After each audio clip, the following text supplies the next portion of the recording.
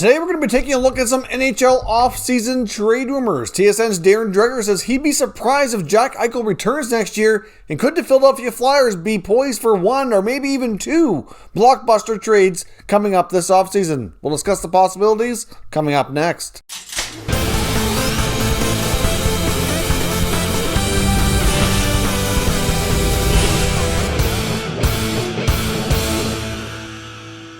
So welcome back to another video here at Top Shelf Hockey. As I mentioned today, I want to take a look at some NHL Trade Talk, some rumors going around for some big deals that might be taken a look at here this offseason by some key NHL teams that are both certainly going to be looking for some change, looking to shake things up, and looking to kind of guide their future here. Now, first up, I want to take a look at the Buffalo Sabres and the situation with their captain, Jack Eichel. Now, of course, we already know that there was some tension and that some frustration had built up with Eichel through the first number of years in Buffalo. He expressed a lot of that last offseason, which certainly generated a lot of talk, a lot of speculation and rumors that maybe he would want out. And I know this year certainly hasn't gone well. Unfortunately for Eichel, he's been battling an injury, missed a lot of the year, and things were just an absolute disaster in Buffalo. Now, some things are starting to turn around a little bit more positive right now. They've had a little bit more success under coach Don Granato. Things kind of seem to be trending in the right direction, but they have a lot of heavy lifting to do this offseason. Kevin Adams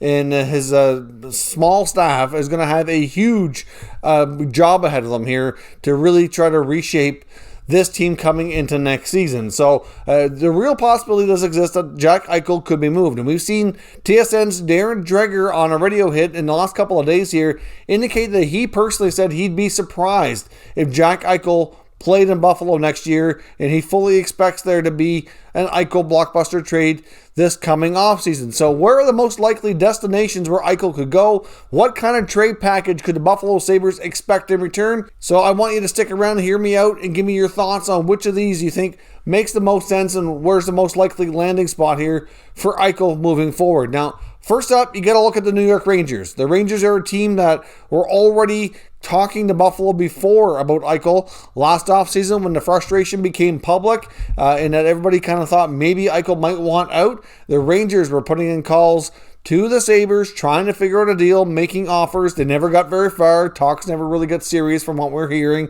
but still, they were the one team that was kind of poking and prodding around and trying to see what they could do to get Eichel out of Buffalo. Now, clearly, he would be a massive upgrade on the Rangers organization. They certainly could use some help at center. But, I wonder how the Rangers feel today compared to before. We saw Mika Zibanejad start slow, but he's been now having a great season. I think it's fair to say that there was some that figured the Rangers don't want to commit too long-term to Ryan Strome, but he's having another good year as well. So you have to think that maybe, just maybe, they would want to stick with Zibanejad and Strome a little longer term here. But at the same time, you've got Jack Eichel here on a long-term contract and big money. And, obviously these other guys are going to be looking for a raise in the not-too-distant future. So clearly, getting Eichel on a guaranteed contract, that stability, what he brings to the ice and what his contract's going to be for the next number of years, they would likely be willing to part with some assets to get that done. So I still see the Rangers as being a big-time player for his services should Buffalo put him up for auction here. Now, essentially, I think the Sabres are going to be requesting either Capo Caco or Alexis Lafreniere be included in this deal. I wouldn't be shocked if they asked for both. I don't think that's going to ever happen, but certainly one of those two young players that are, poised to be big-time players in the long term here in the NHL would have to be included. We're looking at a first-round pick. We're probably looking at another pretty good defenseman. I mean, the Rangers are right now pretty well blessed with some good defensive players back there, especially the ones that are younger. I mean, look at what Adam Fox is doing this year. You got Jacob Trouba on a long-term deal. I mean, obviously they got Andre Miller coming up. They've got Nils Lundqvist on the way. They just got Zach Jones signed. They have some defensive prospects they could certainly afford to part with. So I think one of those are going to have to be included. I don't see it being Fox. Do they ask for Andre Miller? Maybe. I'm not sure if the Rangers want to go there, but still, they're going to have to give up one of their solid defensive prospects, or not even prospects. I mean, Miller's certainly a full-blown player now, but, something from the back end has to be included. A Capo, Caco, or Lafreniere, and a first-round pick is your starting point to me. And then I think there's going to have to be either some other picks or prospects included as well. The Sabres are going to need at least a couple of pieces that can help right away, that are young, and it can be a big part of the team's future, and a combination of picks and prospects that can help here in the next couple of years down the road. So the Rangers are well positioned to be able to do that. I mean, they are, like a pretty deep team when it comes to their young talent. So could they afford to make that move? Absolutely they could. Would they be a better team because of it? I do think they would be. Now, at the end of the day, though, some of those future assets are a little bit harder to predict. It's hard to win those trades for sure. Normally, you say in that kind of situation that the team getting the best player wins the trade. Well, clearly the Rangers would get the best player, and they would certainly, win that deal. Now, what would all be included? Hard to say exactly, but those are my thoughts on what a package from the Rangers would look like. I think to be very well positioned to make a very compelling offer to the Sabres that Kevin Adams and the owners there have to absolutely consider, and I think a really good landing spot for them would be New York. Now, another team to watch that has tons of assets and are willing to make some moves here is the Los Angeles Kings. Now, the Kings have a very deep prospect pool. They have not as many of their prospects at the NHL level now like the Rangers do, but they have guys like Quinton Byfield. They already have some younger players on their roster too, of course, but they have Gabe Vilardi, who's a young, promising center iceman who had his early part of his career derailed by injuries, but certainly has made it back to be able to play more regularly. Now, he certainly had his moments, but I know his stats haven't been the best here the last little while. Wouldn't be completely surprised if they were willing to include him. Obviously, Byfield would probably be the preferred center going back to the Sabres. We're looking at a first-round pick, and we're looking at probably some of their defensive prospects as well. Maybe they ask for a guy like a Cale Clegg, Sean Durzi. Hard to say exactly what they want, but they have all kinds of talent there. I mean, if you look to the other younger forwards even, you got Anderson Dolan, you got Fagemo, Akil Thomas, and more. Like, this team is extremely deep, and it can certainly include a number of things to make it interesting for Buffalo. You can even throw in Alex Turcotte, another young up-and-coming center iceman too.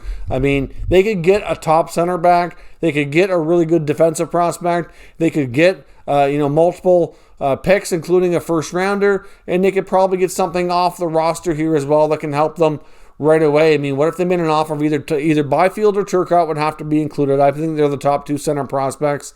Maybe Vilardi, but I would think the Sabres would want Byfield or Turcotte. You throw in one of their defensive prospects, maybe a Cale Clegg, maybe a Durzi. Hard to say which one of them they're going to want.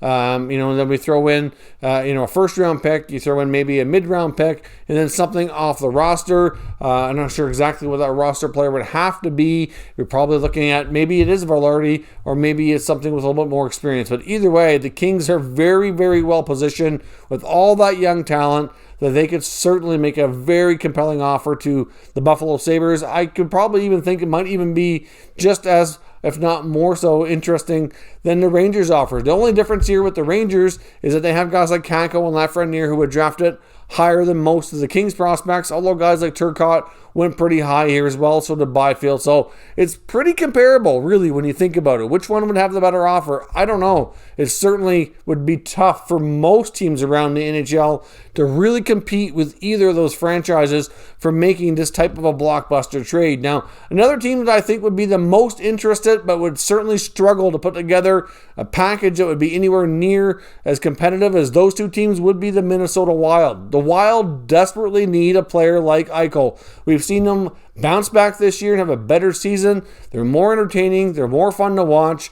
And they certainly have come making some progress here, but they really need that top centerman to really get this team stabilized and get going for the future here. I mean, they have some bright young talent now up front, like with Kaprizov joining the team. He's completely transformed that group. You get Kevin Fiala between last year and this year is really turned out to be a really nice addition for Minnesota as well, but they don't have a lot of other higher end talent after that. So a guy like Eichel coming in would be phenomenal.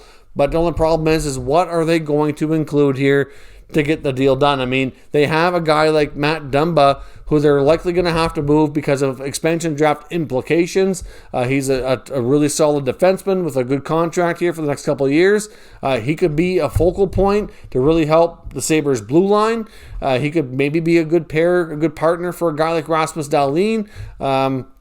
So maybe he's an option to start with, but then what else do you have? I mean, you could throw in a first-round pick. That's easy enough. But Dumba and a first, they just don't have the prospects or the other young talent to really consider throwing in here to really make it compelling. I mean, they're not going to want to include Fiala or Kaprizov because Eichel needs guys to play with. So that kind of makes it challenging for sure. So I think the Wild will be right up there with interest. And I know Billy Guerin would be taking a swing here to see what he could do. I just really think that he would be hard-pressed to get a deal done. But that's certainly what they need to get the team going to take the next steps. But I don't know. There certainly would be lots of other teams making phone calls. I have no doubt a team like even Boston would be inquiring, considering his connection to that area.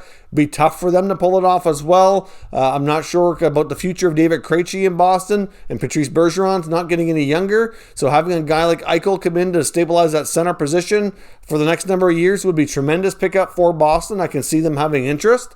They'd be right up there as well. But again, compared to the Rangers or the Kings, I just don't really see them having the talent to really make it happen. They could offer maybe a Jack Studnicka, maybe a Vakanainen, maybe a first-round pick, maybe something else, or a mid-round pick, another prospect, maybe one of their young goalies, But you know what? That's still not going to be that compelling and interesting compared to what the Rangers and the Kings can put together. And Jack Eichel right now has no trade protection in his contract either, so he has no say over where he goes. Kevin Adams and the Sabres would have complete control over what they accept and where they send him.